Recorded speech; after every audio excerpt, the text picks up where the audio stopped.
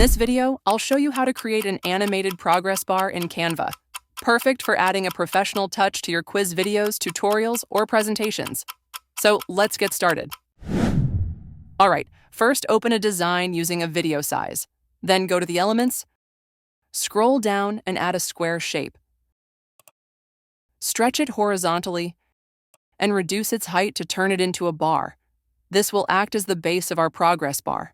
Let's change the background color of the design to make everything pop, and then choose a color for the progress bar that matches your quiz theme. Center align the bar to keep everything neat, then add a solid border of around 10 pixels. Change the border color to white and make the corners fully rounded. With that, your progress bar base is ready. Next, head back to Elements and pick a photo that you want to animate as the actual progress filling the bar. Resize it to match the dimensions of the base bar. Apply the same border thickness.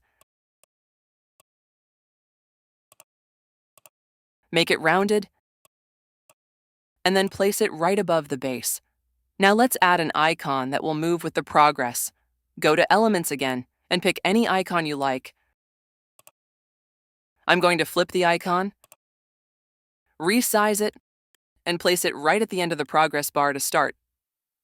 Hide the time bar in the timeline since we won't be using that. With the main setup complete, now comes the animation part.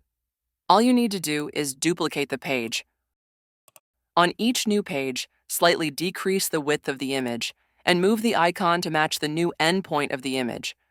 Now repeat this step by duplicating the page again, reducing the progress image width and moving the icon accordingly. For a more creative touch, you can even change the image, an icon on certain point. This makes your quiz feel more dynamic as the timer runs down. Once all the pages are done, go to the Share button, click Download, and export your video.